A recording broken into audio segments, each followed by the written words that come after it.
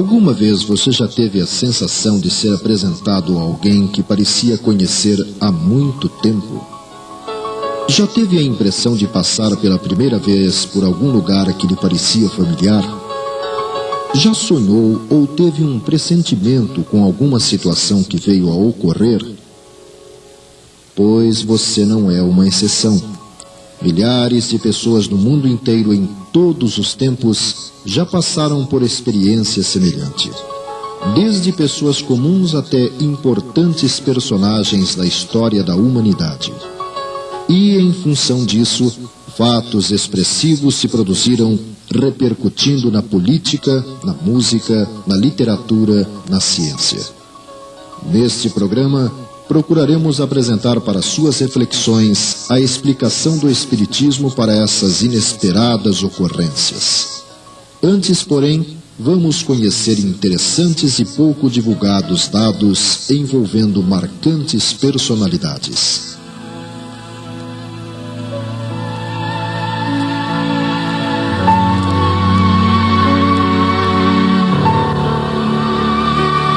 Albert Einstein, o matemático que revolucionou a comunidade científica no início do século XX com sua teoria da relatividade, como se sabe, foi uma criança problemática e até os 4 anos de idade não havia pronunciado uma palavra sequer. O futuro, porém, o situou entre as maiores inteligências da espécie humana.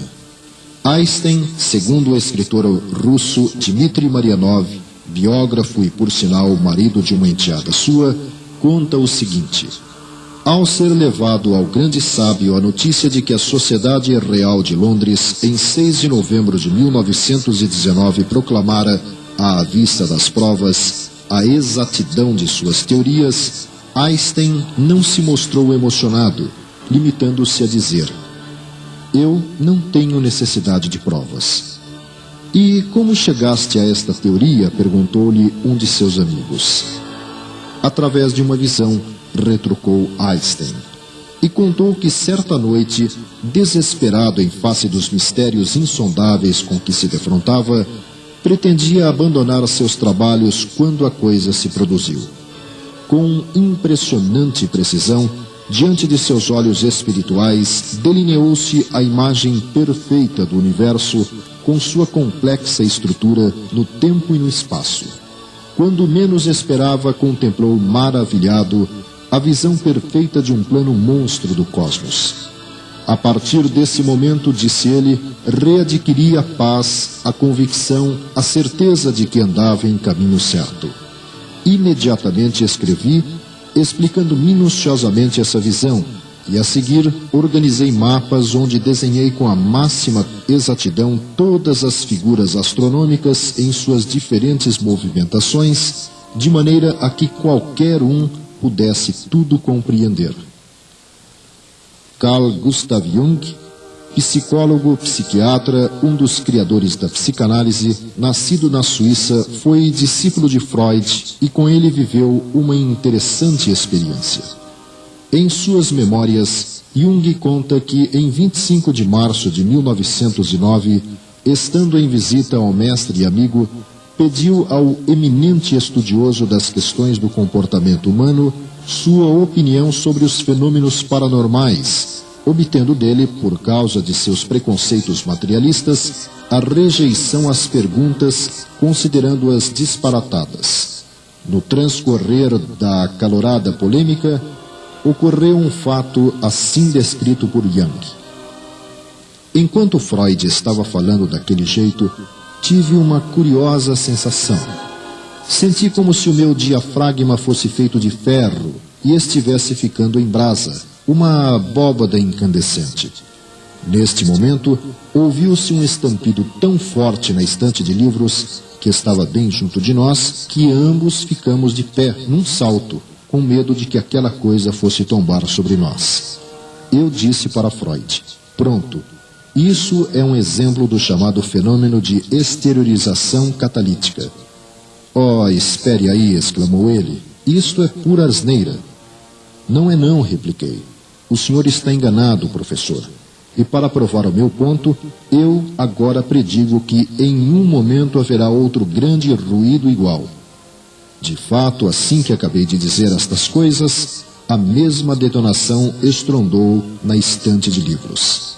E Jung acrescenta: até o dia de hoje eu não sei o que foi que me deu essa certeza, mas sabia sem qualquer dúvida que o ruído se repetiria. Freud apenas olhou para mim estupefato. Eu não sei o que ia em sua mente, nem o que seu olhar significava. De qualquer modo, este incidente fez nascer sua desconfiança contra mim e tive a impressão de que havia feito algo contra ele. Depois disso, nunca mais discuti o incidente com ele. Guilherme Marconi, italiano, Prêmio Nobel de Física, descobridor do processo que permite a telegrafia sem fio, também viveu uma curiosa situação. Na madrugada de 20 de julho de 1927, sozinho em sua casa em Roma, Guilherme Marconi, chamando o criado, disse: sinto muito, mas creio que vou lhe causar e aos meus amigos grande aborrecimento. Receio esteja próximo o meu fim. Peço informar a minha esposa que se encontra em Viareggio e ao meu filho que está em Nova York. Quanto à minha filha Electra, também em Viareggio, hoje, dia do seu 7º aniversário, transmita-lhe um telegrama de parabéns. Que horas são? 3 da madrugada. Daqui a 45 minutos deixarei de viver. Não terei ensejo de ver pela última vez meus filhos e minha esposa. Morro tranquilo. Cumpri minha missão na terra. Irei prestar contas de meus atos ao Supremo Criador do Universo. Realmente, passados 45 minutos exatos, como previra, desencarnava o grande Marconi.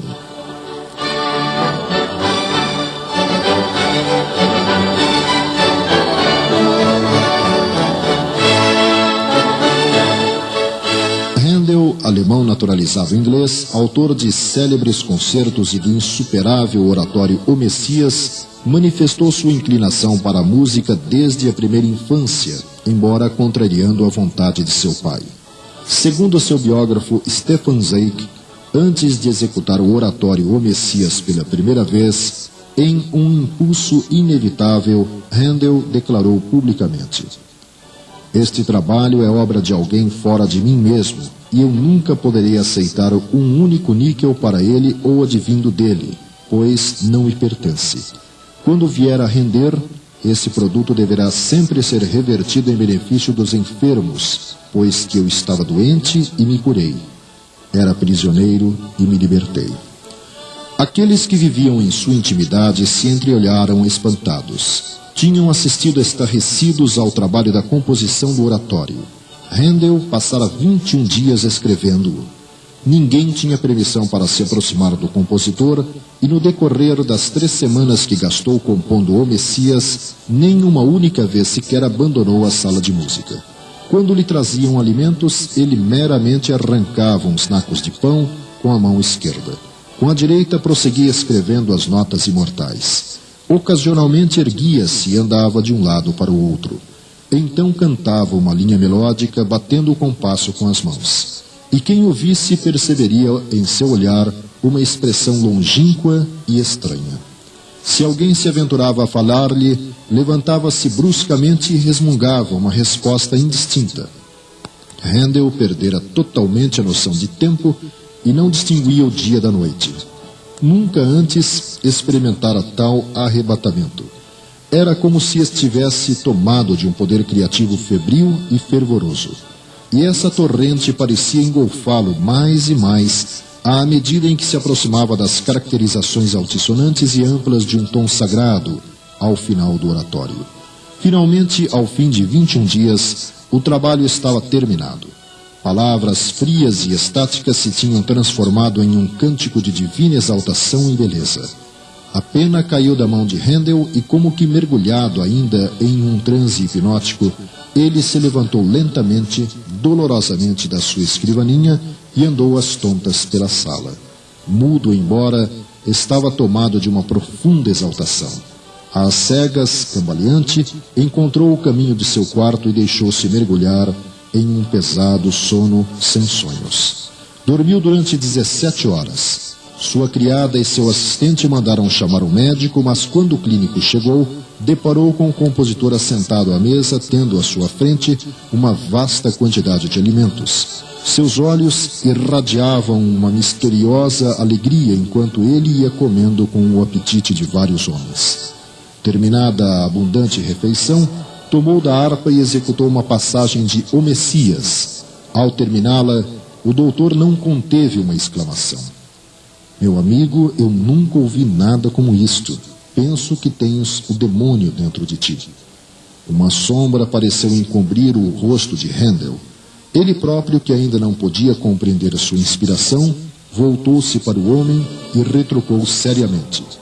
Eu antes diria que tinha Deus junto de mim. Beethoven, também alemão, autor de incomparáveis sinfonias, sonatas e concertos, teve uma vida pessoal conturbada, marcada por dificuldades de toda a ordem, inclusive com a perda gradual da audição, sentido indispensável para sua atividade a partir dos 28 anos, o que curiosamente coincide com o período mais rico de sua obra em termos de criação. Goethe, seu contemporâneo e conterrâneo, em Cartas a um Filho, reproduz o seguinte depoimento do grande compositor. Sinto-me obrigado a deixar transbordar de todos os lados as ondas de harmonia provenientes do foco de inspiração. Procuro acompanhá-las e delas me apodero apaixonadamente. De novo me escapam e desaparecem entre a multidão de distrações que me cercam. Daí a pouco, torno a apreender com ardor a inspiração. Arrebatado, multiplicando todas as modulações, venho por fim a me apropriar do primeiro pensamento musical. Vede, é uma sinfonia. Tenho necessidade de viver só comigo mesmo. Sinto que Deus e os anjos estão mais próximos de mim, na minha arte, do que os outros. Entro em comunhão com eles e sem temor. A música é o único acesso espiritual nas esferas superiores da inteligência. Após haver composto as mais suaves harmonias, costumava exclamar: tive um êxtase.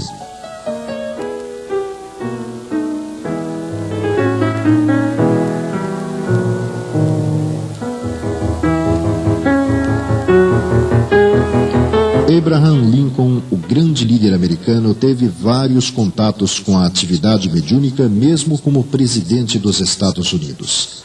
Pessoalmente, segundo o relato de Ward Layman em seu trabalho Reminiscências de Abraham Lincoln, o grande presidente contou a pessoas ligadas a ele o seguinte: há cerca de 3 dias atrás, recolhi-me tarde. Não podia ter estado na cama por muito tempo, porque caí num cochilo, pois estava cansado. Logo comecei a sonhar.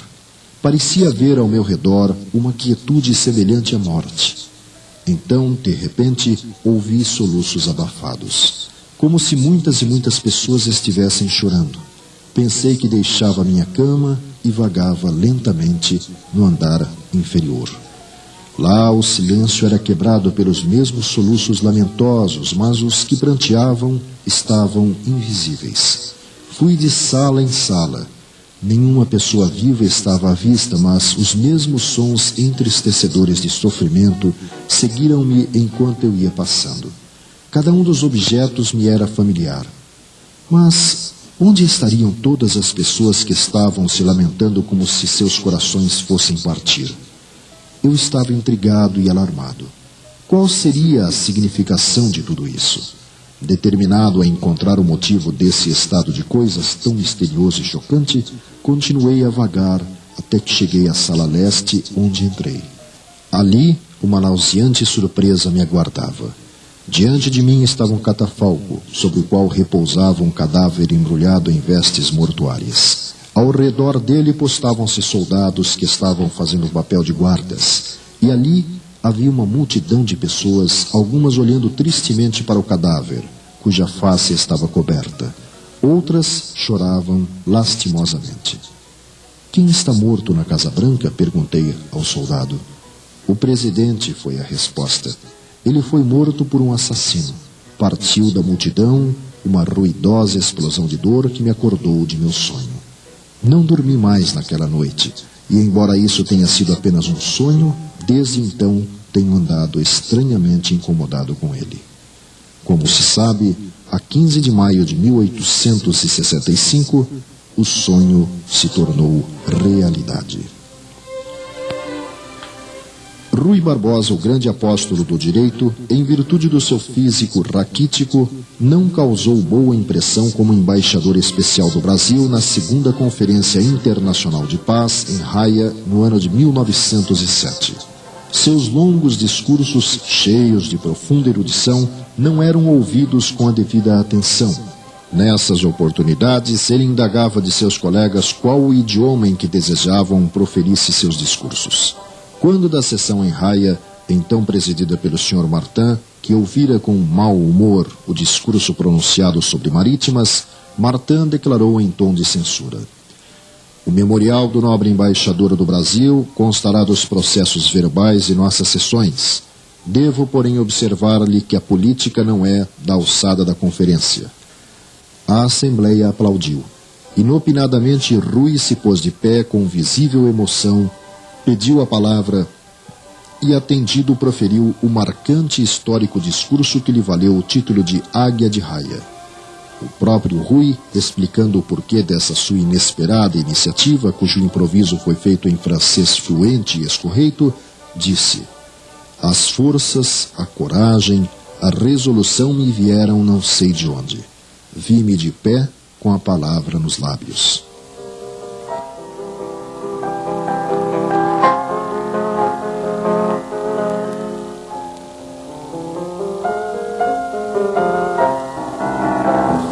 Charles Dickens, inglês que ofereceu ao mundo obras do porte de Oliver Twist, David Copperfield, Contos de Natal, teve mais de uma experiência interessante. Certa manhã, acordou vendo seu pai, falecido tempos antes, sentado na beira de sua cama. Como ele não se movia, ficou alarmado e, ao tentar colocar a mão sobre o seu ombro, o vulto desapareceu.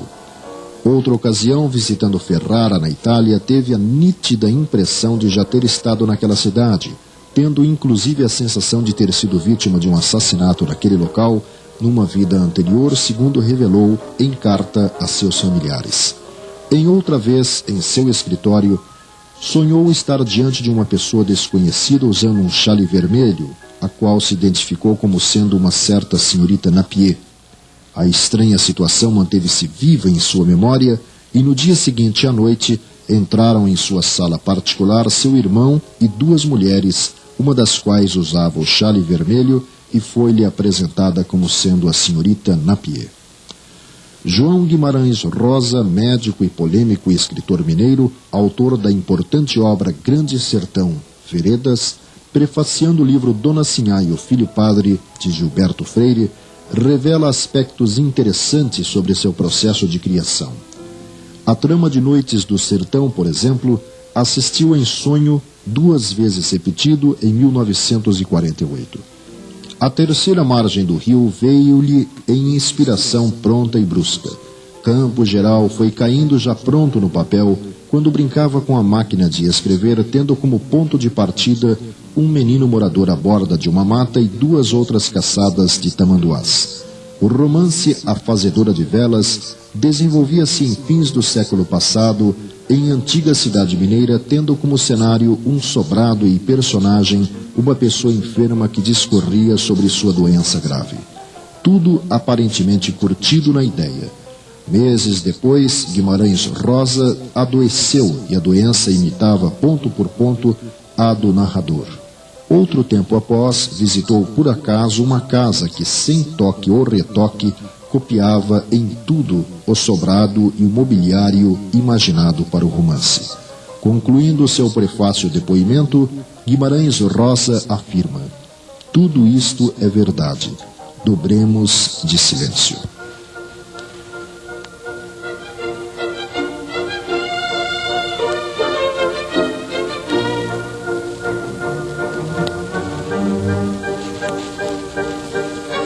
A questão 459 de O Livro dos Espíritos esclarece-nos que a influência dos espíritos sobre nossos pensamentos e ações é maior do que cremos, porque frequentemente são eles que nos dirigem. Chama nossa atenção para os vários pensamentos que nos alcançam simultaneamente sobre o mesmo assunto e muitas vezes bem contrários uns aos outros, o que indica que há sempre ideias nossas e outras de espíritos que nolas sugerem. Na resposta à questão 525, encontramos que seguramente os espíritos exercem influência sobre acontecimentos da vida, embora não hajam fora das leis da natureza. Kardec, ampliando este raciocínio, acrescenta que pela ação dos espíritos pode ocorrer o encontro entre duas pessoas que parecerão se reencontrar casualmente. Poderão também inspirar o pensamento de passar por certo lugar. Chamarão nossa atenção sobre determinado ponto, se isso deve causar o resultado que querem obter, de modo que o homem, crendo seguir seu próprio impulso, conserva seu livre-arbítrio. Já em O Livro dos Médiuns, encontramos no item 159 que a mediunidade é faculdade inerente ao homem e, por consequência, não é privilégio exclusivo, sendo poucas as pessoas nas quais não se encontram alguns rudimentos dela. Pode-se, pois, dizer que todo mundo é mais ou menos médium. No item 161 do mesmo livro, Kardec fala sobre os médiums involuntários ou naturais, aqueles cuja influência espiritual se exerce com o seu desconhecimento.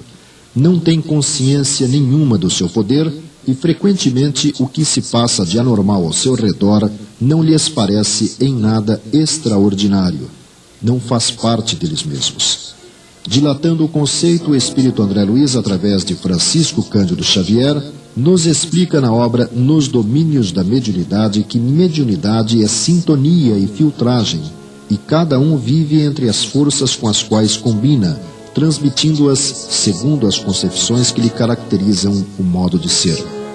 Sobre o sono físico em Missionários da Luz, André Luiz diz que, quando encarnados, não se tem bastante consciência dos serviços realizados durante o sono físico.